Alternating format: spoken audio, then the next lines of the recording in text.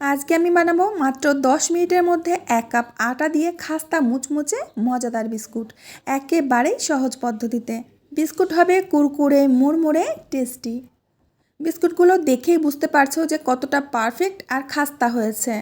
এই দেখো, আশা করছি প্রত্যেক দিনের মতো আজকের বিস্কুট রেসিপিটাও তোমাদের ভীষণ ভালো লাগবে। ভালো লাগলে অবশ্যই আমাকে কমেন্টে জানাবে। তাহলে চলো শুরু করি। তো বন্ধুরা, সবার প্রথমে আমি এখানে 5টি এলাচ নিয়েছি। এলাচগুলোকে আমি একটু থেতো করে নেব। ভীষণই সুন্দর দুর্দান্ত একটি বিস্কুট রেসিপি, খুব অল্প সময়ের মধ্যে তোমরা তৈরি করতে পারবে। তো এলাচগুলোকে খুব ভালো করে আমি থেতো করে নিয়েছি। এখন আমি এর মধ্যে দিয়ে দেব আমন্ড বাদাম। আমি কিছু আমন্ড নিয়েছি, তো এটা অপশনাল, তোমরা দিতেও পারো নাও দিতে পারো। আমন্ডগুলোকে এইভাবে একটু গুঁড়ো করে নিতে হবে। তো আমন্ডটা দিলে আমাদের বিস্কুটের টেস্টটা কিন্তু অসাধারণ হবে। আর সাথে দিয়ে দেবো আমি কিছু কাজু বাদাম। তো কাজু আর আমন্ড যদি একসাথে দিই তো বিস্কুটের টেস্টটা এতটা বেড়ে যাবে তোমরা ভাবতেই পারবে না। আর এলাচের ফ্লেভার তো সবারই পছন্দ হয়। তো খুব ভালো করে 3টে জিনিস একসাথে এইভাবে আমি গুঁড়িয়ে নিচ্ছি।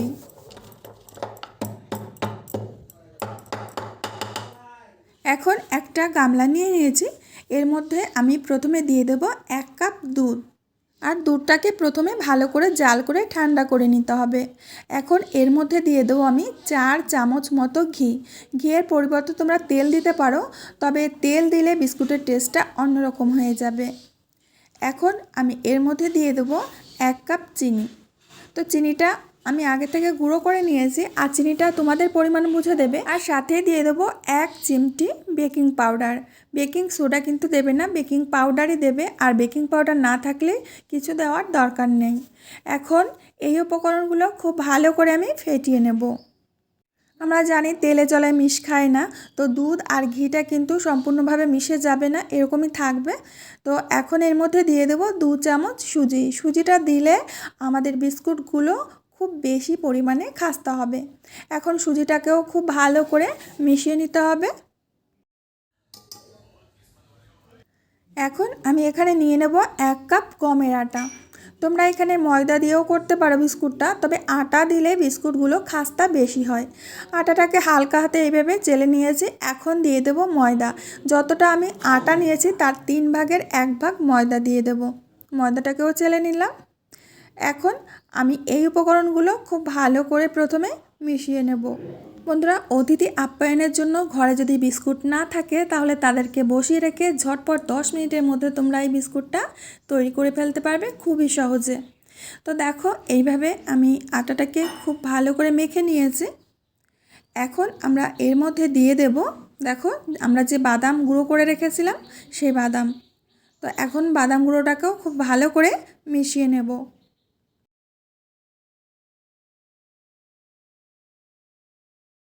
এবার আমরা বিস্কুটটাকে সুপার খাস্তা করার জন্য এখানে দিয়ে দেব কর্নফ্লোর।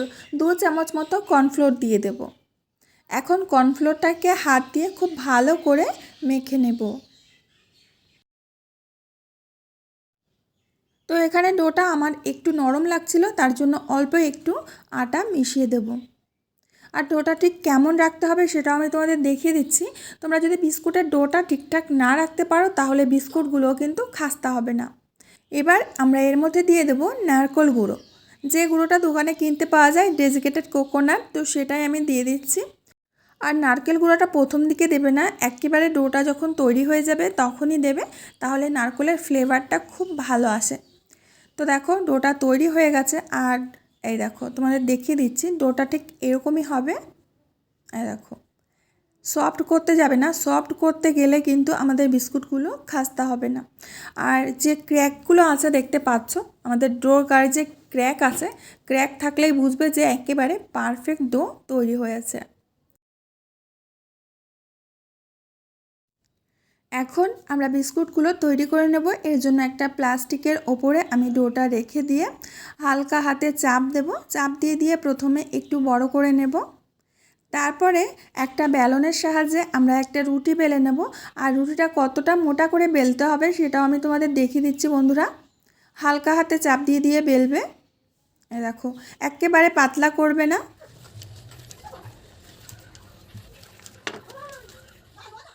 এখন একটা কুকি কাটার নিয়েছি, আর যদি তোমার হাতের কাছে কুকি কাটার না থাকে তাহলে যে কোনো কৌটা ঢাকনা দিয়ে তোমরা বিস্কুটগুলো কেটে নিতে পারো।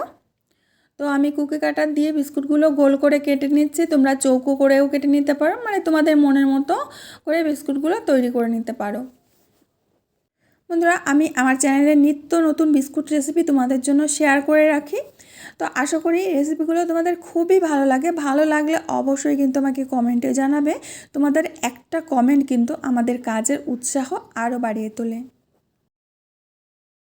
তো বন্ধুরা, একে একে প্রত্যেকটা বিস্কুট আমি কেটে নিয়েছি। এখন পাশের যে এক্সট্রা অংশগুলো, সেই অংশগুলো এইভাবে আমি সরিয়ে দিচ্ছি। তো এই দেখো বন্ধুরা, কত সুন্দর একটা বিস্কুট আমি তোমাদের দেখিয়ে দিচ্ছি। আর বিস্কুটগুলো এরকমই মোটা করে আজকে আমি কাটবো, বেশি পাতলা করব না। তো একটা একটা করে বিস্কুট আমি ট্রের মধ্যে তুলে নিচ্ছি।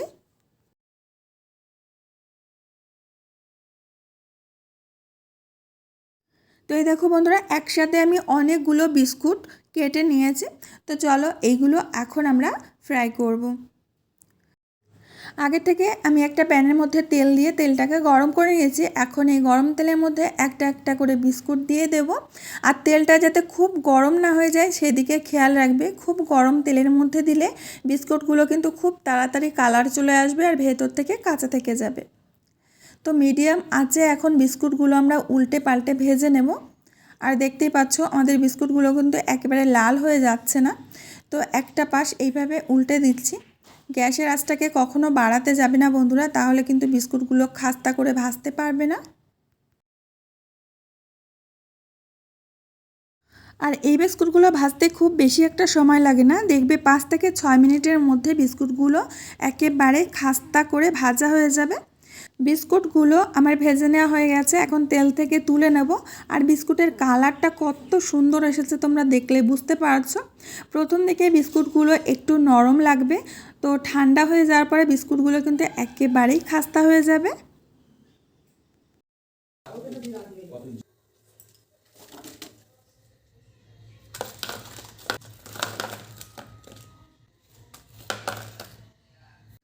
তো এই দেখো বন্ধুরা, বিস্কুটগুলো আমরা ভেজে নিয়েছি আর দেখতে কত সুন্দর হয়েছে। আর যেহেতু এখানে আমরা এলাচের ফ্লেভার দিয়েছি আর কোকোনাট পাউডার দিয়েছি, বাদাম দিয়েছি, তো বিস্কুটটা কতটা স্বাদের হবে সেটা তোমরা নিশ্চয়ই বুঝতে পারছো। আর বিস্কুটগুলো দেখো একেবারে কিন্তু লেয়ার বাই লেয়ার হয়েছে। আমরা কিন্তু এখানে লেয়ার তৈরি করিনি, তারপরেও কিন্তু খুব সুন্দরভাবে লেয়ার তৈরি হয়েছে। একটা বিস্কুট আমি তোমাদের ভেঙে দেখাচ্ছি, কাছ থেকে আমি তোমাদের ভেঙে দেখাচ্ছি। এই দেখো, আমি তোমাদের বিস্কুটটা একেবারে গুঁড়িয়ে দেখাচ্ছি। দেখো, হাতের মধ্যে নিলে এইভাবে একটু চাপ দিলে কিন্তু একেবারেই গুঁড়ো গুঁড়ো হয়ে যাবে। তো আমার প্রিয় বন্ধুরা, আমি আজ এখানে বিদায় নেব, আবার আসবো নতুন রেসিপির সাথে। ততক্ষণের জন্য সবাই ভালো থেকো, সুস্থ থেকো। আর কমেন্টে অবশ্যই জানিও যে আজকের বিস্কুট রেসিপিটা তোমাদের কেমন লেগেছে।